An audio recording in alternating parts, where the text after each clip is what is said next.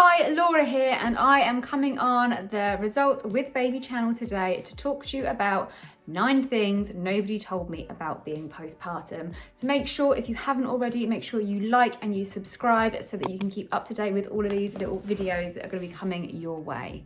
So yeah, 9 things postpartum that nobody really talks about and nobody really tells you. So I'm going to kick it off with number 1, and the one that I think actually comes as a massive shock to everyone. Number 1, the after birth belly.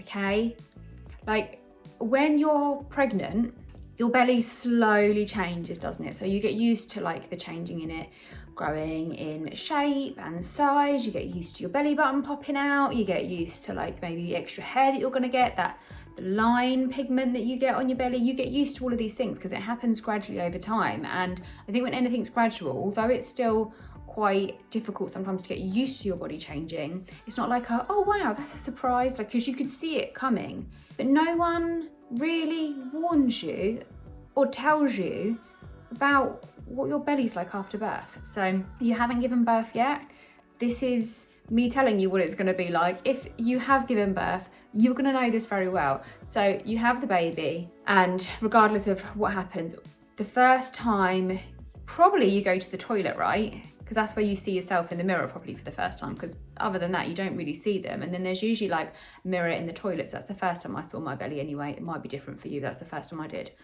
And then I looked and I saw where baby was, and it's still really swollen, and you still very much look pregnant, which again, you kind of expect. You don't expect it to just suck straight back in. But I don't know what I was expecting, but I don't think I was expecting it to look quite as it did. But then you go and touch it and you give it a little bit of a squish and a feel, and it feels crazy.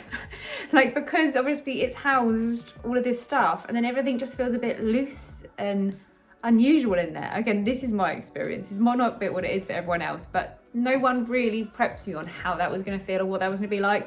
But there is just nothing quite like that after baby belly feeling. And it's not in a bad way. It's not a negative way, oh God, I don't like my belly. It wasn't that. It was just God, I don't think I knew what to expect, and no one had told me what to expect. So I was just what is this? I remember even going to Mark. I was like, Mark, you're gonna have to feel this. It's pretty weird. Come and feel my belly. So that is number 1. I feel we talk about our pregnancy bodies quite a bit and what they look like, and we glamorize that and see it in such a good light. And then when the baby's born, we don't really talk about our postnatal bodies necessarily until baby is born. So yeah, I think we should, when it comes to postpartum bodies, start being a little bit more talkative and sharing those experiences of actually what that body, because we focus so much on the pregnancy body, and then we focus so much on our getting our pre-baby body back. But there's a massive stage in between. Even, if you get, you get your nutrition where you want it to be, you get your exercise where you want it to be, you're always going to have a postpartum body anyway. I honestly think even people that bounce back have some sort of a level of, there's still signs that you've had a baby, and especially if it's your own body, you know where it's changed and where it hasn't changed. But also, yeah, that postpartum bit, the more we share about that, the more we normalise the after baby belly, the better, in my opinion anyway. Number 2, crazy hormones. Oh my God. People just in general, we don't talk about hormones enough and how much they affect us and how crazy in general it can be. But those after baby hormones, and for me, I'd say probably for at least 6 months after having both of the children, my hormones were a bit up and down. But that first month in particular, that first week for me, wow, wasn't that a ride? Because not only are you hormonal, you're obviously going through the recovery of having had the baby, and your body is trying to recover from whatever complications you might have had. Even if you had a really straightforward labour, there's still recovery from that, right? So you're trying to recover. You're sleep deprived because, well, babies. And then you've got these crazy hormones coming in, and then one minute you're oh my God, I feel really happy. The next minute you can feel really emotional and then feel disconnected from everyone, and then you feel really good again, and then you're overwhelmed. And then for me, the time that I remember being the most weirdly hormonal was on the 1 week of the birth. I was like, I can't believe I have a 1-week-old baby. And honestly feel like it was one of the most emotional things, like just knowing that I'd got to that week mark and how had a week passed so quickly. Was the whole of everything gonna just pass by me, which I'll get to later anyway. But yeah, that crazy hormones, like let's talk more about how much hormones affect us, how it's normal to be up and down and how we're allowed to. Like I don't feel like we give ourselves permission enough sometimes with our hormones. Like there's a lot going on in our bodies, especially after we've had children, and those hormones can do really like crazy things to us. They can make us feel really up, they can make us feel really down, they can make us feel everything in between. And I think the more conversations we have around the fact of how much hormones affect us, especially because like a lot of men just don't get it because they don't have, their hormones don't affect them in the same way that ours do. So the more we can normalise it, the more we can talk about it and vocalise it, actually, I'm up and down right now. Everyone's going to have to deal with it a little bit because my hormones are really all over the place. So give me a little bit of extra wiggle room. You know, everyone should just give people, women in general, hormonal people, extra wiggle room. That's just what I'm saying, okay? Number 3, feeling like you have no clue. So before I had my children, I actually worked in a nursery for 5 years. So I'm actually level 3 qualified in childcare, and I worked in a nursery for 5 years. I worked with a little bit with babies, but mainly with toddlers and preschoolers. But I worked in a nursery that took children from 3 months old up until they went to school. So I did work with a real variety of ages and was around a lot of people that knew a lot about children and did the qualifications. So I technically did know a lot about children. I still had my children both times. I still feel like now if I had a child, I'd still feel like I don't have a clue. I felt like I didn't have a clue. What was I doing with this tiny human, okay? I'd done the research, I'd read the books, you know, I feel like I was equipped knowledge-wise, but actually when you have this little human in front of you that needs you all of the time, it's really easy to feel like you don't have a clue. And I honestly think the people that do feel like they have a clue, they're lying. They also don't feel like they really have a clue, okay? So just again, being open about the fact that it's okay if you're like, I don't know if I'm getting this right or wrong right now. I'm just gonna keep trying and see what that looks like, okay? That's my number 3. Number 4, I'm gonna really lower the tone here and say piles and stitches, guys. Yes, piles and stitches. People don't talk about the piles and the stitches. In general, we don't talk about those sort of things. I do get it because it's a personal thing to talk about and it's not always the most comfortable. But I had no idea how common getting piles in pregnancy or through labour was until I had my own experience. So obviously when you're pregnant, and again, maybe this isn't obvious, but when you're pregnant, you can definitely be at a higher risk of getting constipated. I had such bad constipation with Lara. It was awful. And then they like put me on iron tablets and all sorts. It was not a pleasant time. It was not nice. But I ended up with piles and it was uncomfortable and painful and no one warned me about that. And then obviously you give birth, all of that pushing does not help the pile situation, which was already not the most pleasant. And then, yeah, you have a baby to look after and it's also really uncomfortable to sit down, especially if you end up with stitches as well. Again, no one likes to talk about the stitches situation, but it's really, really common. Obviously there's different varying levels of tear. So you can have the little one where it's just like they're gonna leave it, it's gonna be fine, it will just heal on its own. It's still very sore and uncomfortable, by the way, I'm sure. Then you can have the one where you need stitches, but it's not too difficult. And then you've got the ones which is just like a really big tear. I don't know the medical terms for it, so I'm not going to try and use it. But I feel your pain, girls. I had 3rd-degree tear with Lara. It wasn't good. It wasn't nice. I had to go and get spinal tap stitched up for that bad boy. It wasn't good.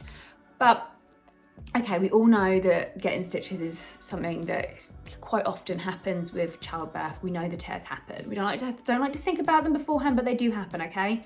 What no one told me about part of this was the aftercare of it. No one told me. Like, and I know it seems silly, like I probably should have got that it was gonna be quite uncomfortable and difficult afterwards, but I didn't realise how much fear I would have every time I needed to pee because of said stitches. Yeah, and I wish I just had a little bit more prep, because I didn't have all of the right stuff at home to necessarily care for it straight away.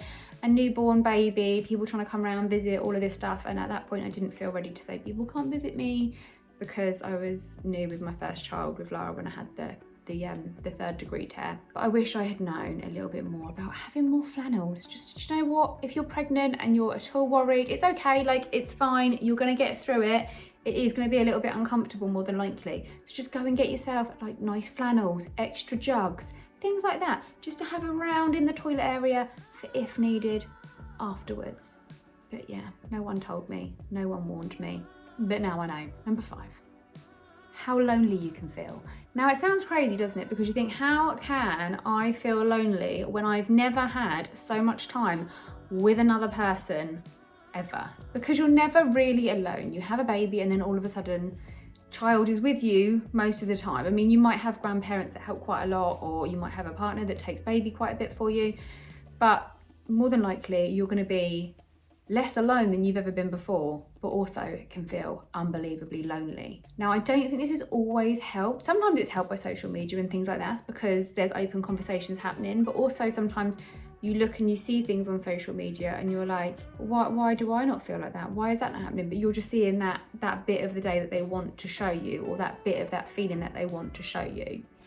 And I think especially when you're sleep deprived and things are tough, that makes it that little bit tougher. And especially depends, I think, like especially when you've got that new baby, because at this point you might not have friends that have babies at the same time as you. You might not be venturing out to toddler groups and stuff like that as much either, so you might feel extra lonely, especially teamed with the I don't think I know what I'm doing situation.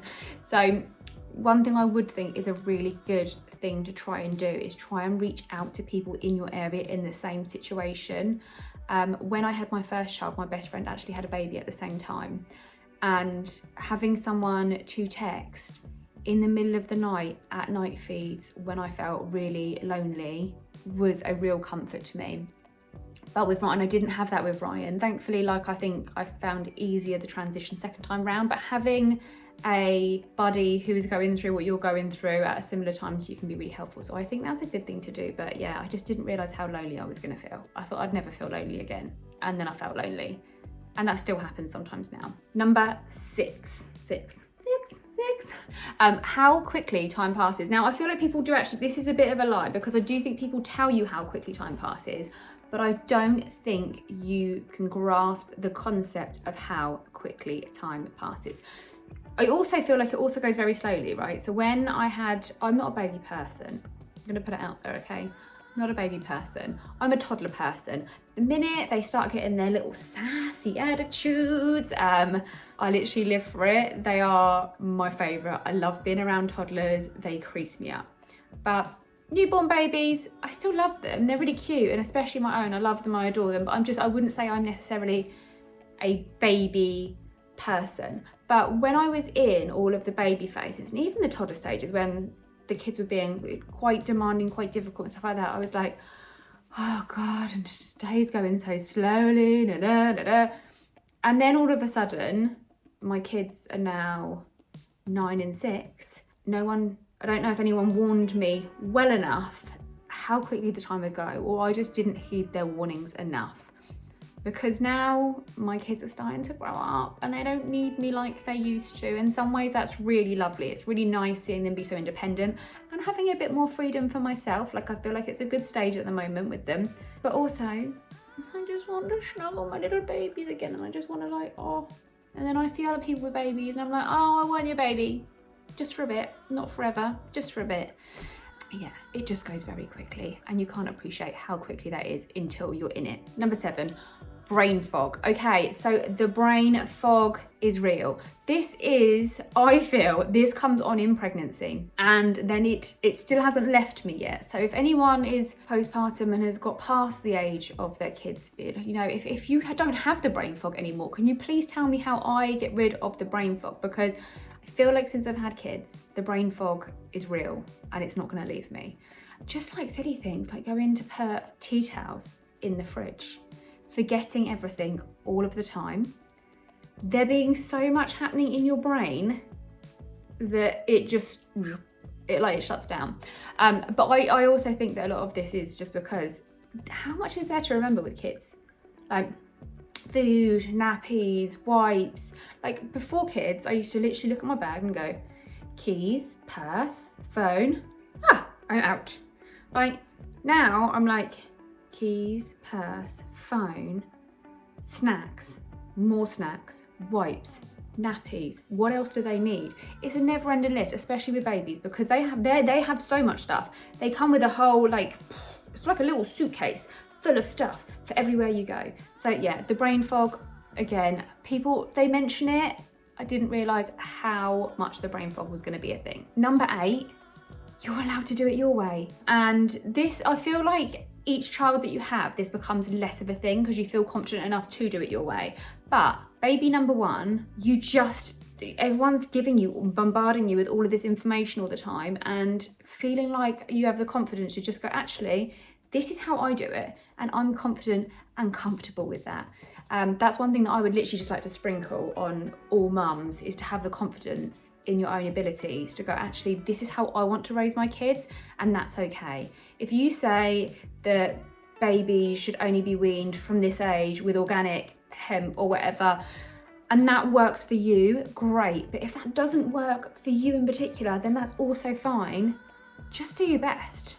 Have confidence, you can do it. And number 9, my last one, and again, this is a bit of a cheat one because it's one that people, I think, mentioned to me, and I did kind of, I've heard it on the grapevine, but I didn't really appreciate it until I had my own children. And I don't think you can appreciate or fully understand this until you have your own children. But number 9, how much you can love those little humans that you make. Mine are like not so little anymore, but those humans that you make, and just how much you can love them, even when they're driving you crazy, even when you're like, I just want to go on holiday on my own for a bit, or you're craving a bit of your old life back, which again is really normal to be able to have these feelings and not feel guilty for them, but just how much you love them. They can make you laugh like no one can make you laugh. They can make you feel loved and safe like no one can make you feel loved and safe. They can just brighten up your day like nobody else. And I have this argument with my kids all the time because they say that they love me more, but I'm definitely sure that I love them more. And I say this because I used to think I loved my mum more than anyone in the whole entire world until I had my kids. And that is the first time I loved anyone more than I loved my own mum, was because I had my babies. And I'm sorry, mum, but I love them more. So yeah, there's my 9 things that nobody tells you about postpartum. Let me know yours. Are there any other ones that you guys have got? Make sure you like and subscribe, but let me know how you got on with this video, and I'm looking forward to reading all your comments. See you later. Bye.